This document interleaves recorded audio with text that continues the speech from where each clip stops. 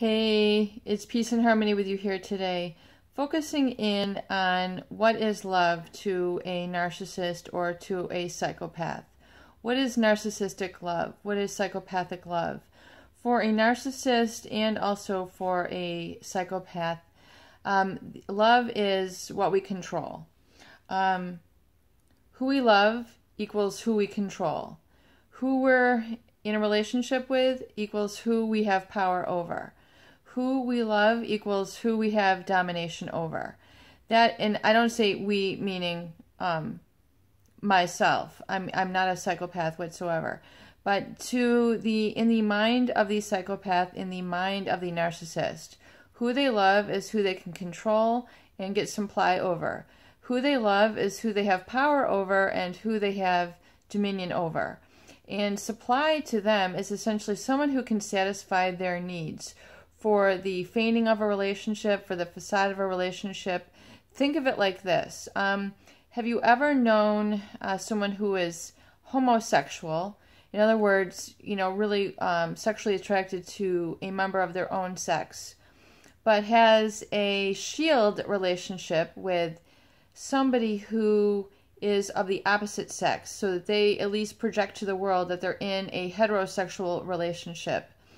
Although that person might even have sex, might even have kids, might have a house, might be married to this person in a heterosexual relationship, they are actually and deeply homosexual, meaning that they are actually gay in nature, but yet they have this shield of a relationship because they have not truly come out yet.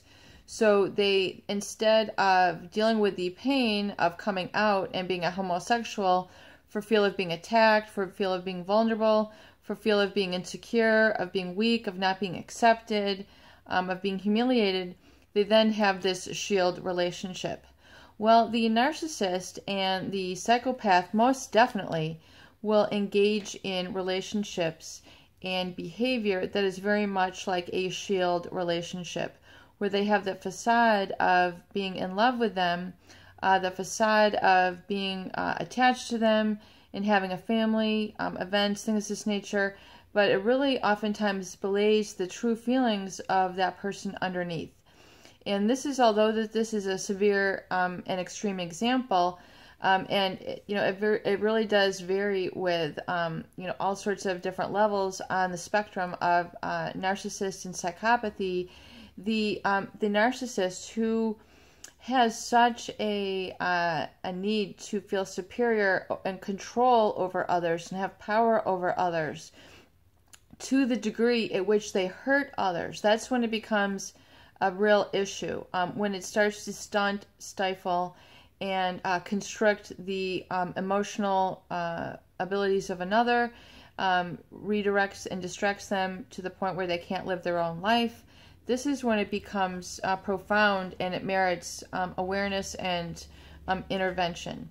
So if that can help you understand a little bit, because it's so hard to, I think, for a lot of people to understand what a narcissist it's like for them, because it's such an unknown area. It's hard to create correlations, or what I like to do is use analogies so you can kind of understand based on your own everyday life experience what it's like for these people, and then how you're being treated. So if you can kind of see it that way, it very much helps you explain and understand that void that you're feeling in the relationship. And very oftentimes you'll feel that narcissistic rage come out, that verbal shredding. They're berating you. You're not living up to their standards. They have this, a lot of these character disordered people have extremely high standards, unrealistic expectations of how you're supposed to be, serve them, react to them. And if you're not constantly reacting to them, if you're not always putting them first, they're gonna react with the narcissistic rage. If they don't feel like they're in control of all the moving parts and in their environment, and they've in essence objectified you, meaning basically you're just another object that's meant to please them in their environment, no more so different than you know, a lamp or a table or, you know, a curtain, you know, basically, you know, you're objectified to where you have to be according to them, their needs, their wishes, their desires. So it's very one way. So that's why people feel like they can't be themselves. They can't be human. They can't have an opinion. They can't have a value. They don't feel acknowledged. They don't feel that they're even visible to them. They feel like you're missing me completely. It's because, you know, really you are. I mean, they are.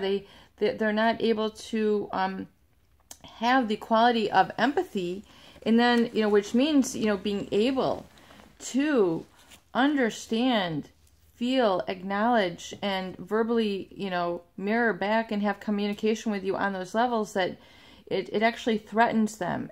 They have a deep insecurity within them, which is the seed of all this, which is the cause of all this. So hence we have this, you know, extreme, you know, a constant, we see this constant discontent with them to be constantly improving, making changes, you know, getting new sources of supply, either through their association with organizations or positions, you know, items, you know, physical items, possessions.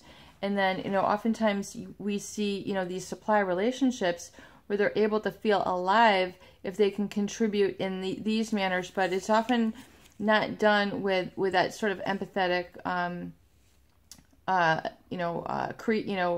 feeling, which really, you know, is confusing because most people who are you know, in intimate relationship with them, who live with them, who, you know, communicate with them on a daily basis, they see a different person than that which they are in the world. So there's this big severing then again with the person that I know and then the person that you know.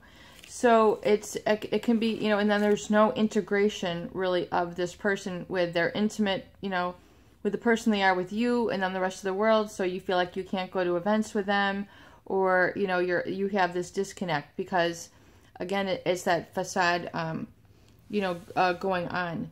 So, you know, very oftentimes, you know, love to them, connection is who they can control, who they can supply, you know, who is their supply, and it's essentially an attachment bond, not a love relationship.